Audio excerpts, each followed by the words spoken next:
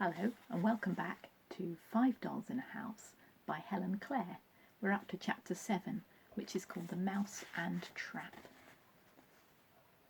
And it's been so long since I've read any of these, I'm worried I'll have forgotten everyone's voices. Bear with me.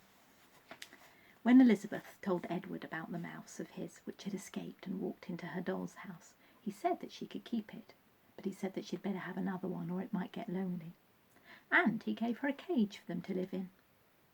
Elizabeth decided that Vanessa would consider it very genteel to be drawn by 2 horses, as she called them, so she arranged their stable behind the doll's house, and then spent some time in making a trap for them to pull.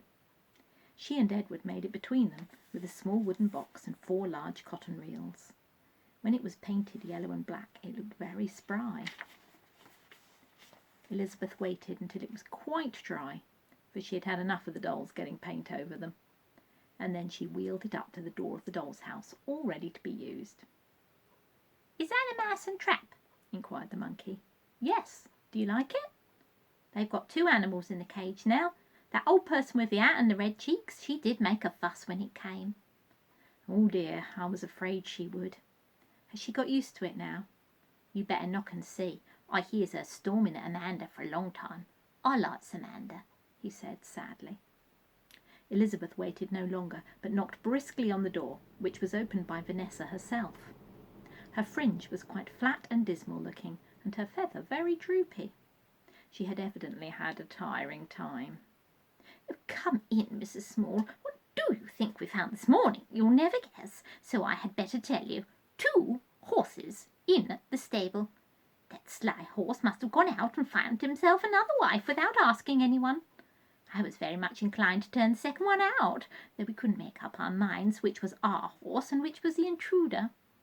And, in the end, the others persuaded me to wait until you came." "Oh, Mrs. Small," said Amanda, "can you tell which is our horse? Because I think it's one, and Vanessa thinks it's the other." "How are we to find out?" said Jane. "Quarrelled and quarrelled they did for hours and hours about it," called the monkey from the roof. "I couldn't get to sleep." "You shouldn't be trying in the morning," said Vanessa sharply. "Well, it doesn't matter anyway, because they're both yours. I'm very glad you didn't turn one out, Vanessa, because we shall need 2 to pull the trap. Come and see." And they all trooped out again to see the yellow and black trap standing in the garden. "Oh, oh, oh," said the 4 youngest dolls in a chorus. "How lovely! Dear, kind Mrs. Small. Is it really for us?" "Of course it is," said Elizabeth. "How very kind and genteel of you," said Vanessa. "It's quite the thing to go out in one's own carriage, most ladylike. I shall get ready and drive down to the shops at once. And with 2 horses, will it hold us all, Mrs. Small?" "Well, we shall have to try. But first we must get the horses and harness them." "Because if not," went on Vanessa behind her hand, "we can easily leave the paying guest to look after the house, you know." "You shan't leave Jacqueline behind," said Elizabeth. "It's a shame." "Oh, we could always charge her fare, I suppose," said Vanessa, as they followed Elizabeth round to the stable. Amanda began to open the door. "Oh, wait a minute, she said. Oh, she didn't. That was Elizabeth. "Oh, wait a minute, said Elizabeth. "It's no good letting them out till we've got something to hold them by. They'll escape, and we'll never catch them." "Well, they cannot be very well brought up horses if they want to escape, Mrs. Small," said Vanessa disapprovingly. "Well, they're not used to it yet. All horses need breaking in, you know." Vanessa snorted. "Oh, well, now what are we going to have for reins and harness? We want something thin but strong." "Well, we could use the fire escape, Mrs. Small, which would clash rather with the colour of the cart, but that doesn't matter, I suppose," suggested Vanessa. "I'm afraid the fire escape would be much too thick. Is there a ball of wool anywhere in the house?" "No," said Amanda at once. "There's been an accident with Vanessa's only ball of wool. Unfortunately, the new kitten got it, Mrs. Small, and ate it rather badly. There isn't much left," whispered Vanessa. "We could undo somebody's vest," said Jane. "Oh, not mine, please," said Lupin, "because it's my only one and I always wear it." "You can have one of my vests, if you please," said Jacqueline, "as I have 4. "4?" shrieked Vanessa. "Oh, how very sweet of you, Jacqueline dear. And you mean if you like, not if you please. Thank you very much indeed." "Well, she can well afford it if she has 4. Who ever heard of a doll having 4 vests all at once? Most extravagant. Nevertheless, it's generous and genteel of the paying guest. And I dare say they are such soft wool," went on Vanessa, as Jacqueline went to find a vest, "that they will snap and cause an accident."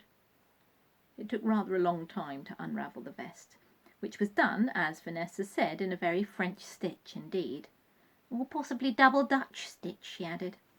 However, at last they had a ball of wool, quite large, though somewhat crinkly, and they set to work plaiting lengths of it into ropes for the harness and reins.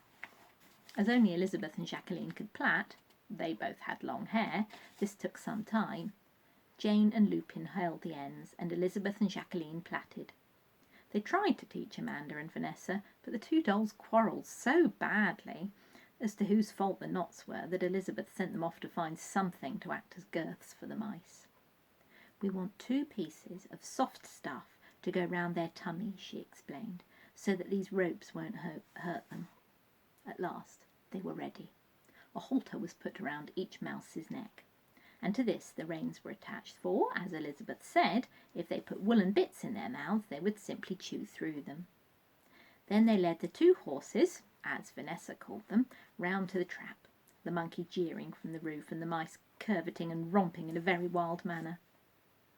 "Who's going out in a mouse trap?" he called. "That vulgar and ignorant monkey is jealous, that's what it is, and fancy not knowing horse when he sees one," said Vanessa, blushing very red. But Amanda laughed up at the monkey and winked. With more of the woolen ropes they tied them between the shafts of the trap. The mice did not like this much, and plunged and tugged until the trap danced like a cork on the water. "It won't do that when you're all in it," explained Elizabeth. "It'll be too heavy. Now, all go and get ready, and then we can start." The dolls flew into the house. Jane came out first, holding up her long green dress, which was really a night dress, so that she shouldn't fall over. "I'm ready, because I haven't got a hat or coat," she explained. Then came Amanda, wearing her rosebud brooch. She was carrying one of the rugs from the floor. "I thought we might need a rug to cover us," she said. "Can I get in, please?" Then came Lupin, in her hat. When they were all packed in, "It's a bit of a squash, 3 aside, but it'll keep the horses from going too fast," said Elizabeth. Out came Vanessa. She had put a lot more rouge on, and was wearing a bedspread. Her fringe looked quite crisp again. "You never know how cold it may be, dashing along. Here's that conceited paying guest with a parasol. Did you ever? Making us all look dowdy," said Vanessa angrily, as Jacqueline arrived. Poor Vanessa was plainly very jealous of the parasol, and she seized the reins and made clucking noises with her tongue at the mice. At first nothing happened, but after a jerk or 2, at which all the dolls screamed, the little trap began to move off over the nursery floor. The horses, learning what they were supposed to do, pulled quite hard, though they were inclined to stop and play with each other every now and then. "Post office first," said Vanessa, whipping up the mice with the twig Elizabeth had provided. "This is something I like," she added. "I hope we meet all the neighbours. Most genteel." "But there aren't any neighbours," said Elizabeth. "Certainly there are.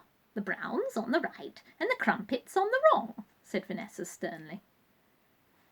"The post office doesn't look as if it's open," said Jane, as they drove up to Elizabeth's cardboard post office, which she had fortunately arranged on the floor. "There's nobody there," said Amanda, "so we could go and take whatever we like. Not that there is much you like in a post office," she added. "Nothing to eat," said Jacqueline. "The post office is always open, so I don't understand this at all. She must have been taken ill," said Vanessa. "Oh, what shall we do, Mrs. Small?" "I'll go and serve you, because I know all about it," said Elizabeth. "And don't all get out, or the horses will run away." And she jumped down from the trap and stood behind the counter. There was a quarrel as to who was to get out, and Elizabeth was afraid the cart would overturn. Eventually she saw Vanessa, followed by Amanda, come into the shop. Vanessa was very distant with Elizabeth, as if she had never seen her before. but Amanda giggled. Good morning, postmistress. I should like 6 twopenny halfpenny stamps, if you please, a postal order for 7pence, and an old age pension. And Vanessa handed Elizabeth 2 cough drops. This seemed too little for all the things she wanted, but it was no good arguing with Vanessa. Well, you can't have an old age pension, Elizabeth said. And why not? said Vanessa haughtily. Because you're not old enough, explained Elizabeth. It's not me that has to be old, it's the pension.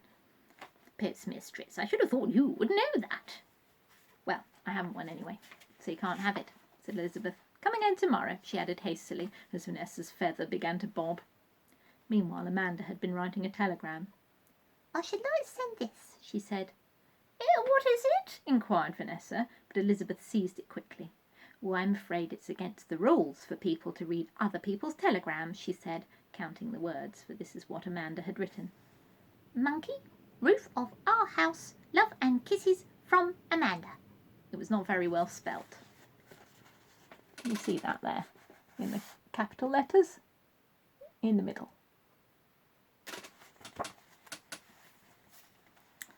It will be rather difficult to deliver, but I'll do my best. And Elizabeth took the cough drop Amanda gave her. Amanda smiled broadly and winked, but Vanessa looked very suspicious indeed and flounced out of the post office without saying good morning. The mouse and trap had moved off some way down the street and was drawn up outside the sweet shop. We couldn't stop it, said Jane. It just went. Lupin was already climbing out. It's my turn to buy some sweets, she said, and while Vanessa and Amanda got in again, Elizabeth ran behind the counter of the sweet shop. It was a red and yellow cardboard sweet shop with 6 bottles and a pair of weights and scales. Unhappily, there was nothing in the bottles. Elizabeth had forgotten all about this. Oh, what shall I do? She thought. Poor Jane and Lupin. But it was too late. They were already coming up to the counter, Jacqueline trailing behind them with her parasol still up. 2 pennyworth of fruit drops, please, Mrs. Small, said Jane in friendly tones. What a very nice sweet shop you have. And what a lot of bottles, added Lupin.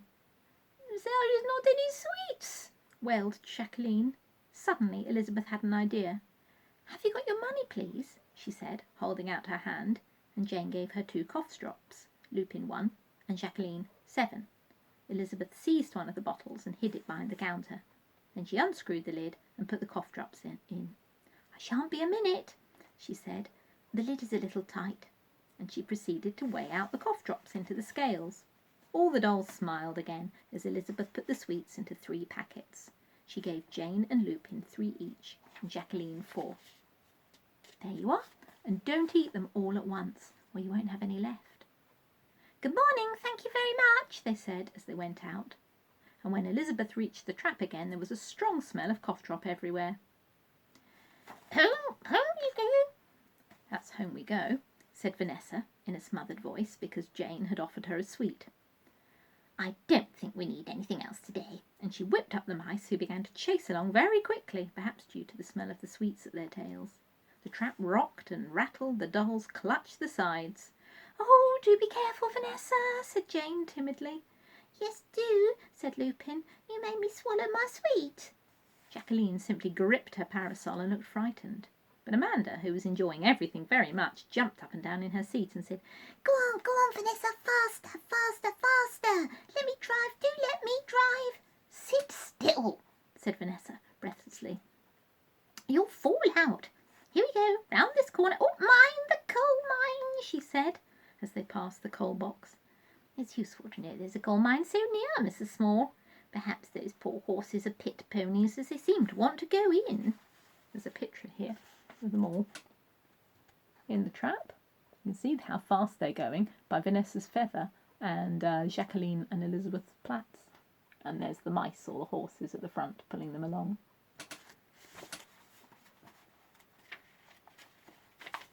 And Vanessa guided the mice with difficulty past the coal box. But they were going very fast, and it was a sharp turn. There was a terrific jolt, a shake, several squeals, and some thuds. Vanessa flew right out and landed on the mice. And Lupin followed her. The other 4 were mixed up in a heap on the floor of the trap. Help! Poor Vanessa! Poor Lupin! screamed Jane and Amanda. "Are they hurt?" Elizabeth scrambled out. "Of course we're not hurt," said Vanessa crossly. "Are we, Lupin? A little toss like that wouldn't hurt no one." But both dolls looked a trifle battered. Vanessa's hat was quite flat and pushed down over her fringe so that she could scarcely see, and Lupin's had covered her face up altogether. It was the horses who seemed unable to get up. They both lay flat on their sides, twitching their whiskers. "Whatever's the matter with them? Are they hurt? Come on, get up, you sillies," said Elizabeth.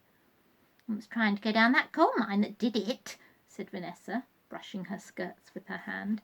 "Oh no," said Amanda, who had been walking round the trap. "Look, they've run over their own tails."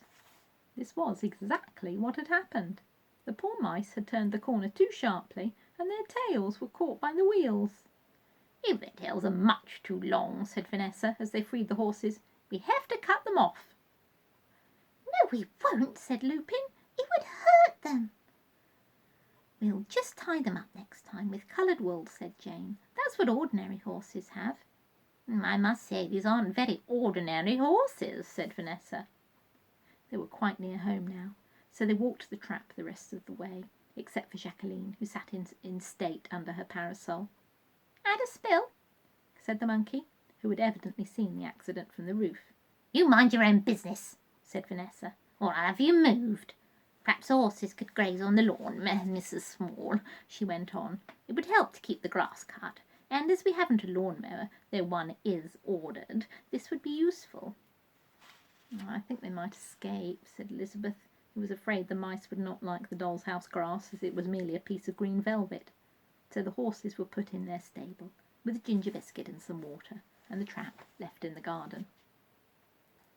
"Goodbye, kind Mrs. Small, and thank you so much," said Jane and Amanda and Lupin and Jacqueline.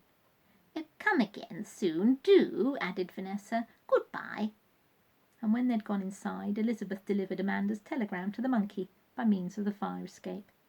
The monkey sat down on his bath to read it. "I likes Amanda," he said, as he waved to Elizabeth. And that's the end of the chapter. Thank you very much for joining me. I forgot to give today's dedication. Today's chapter is dedicated to Lindsay, who requested these back again. Thank you, Lindsay. Hope you enjoyed it.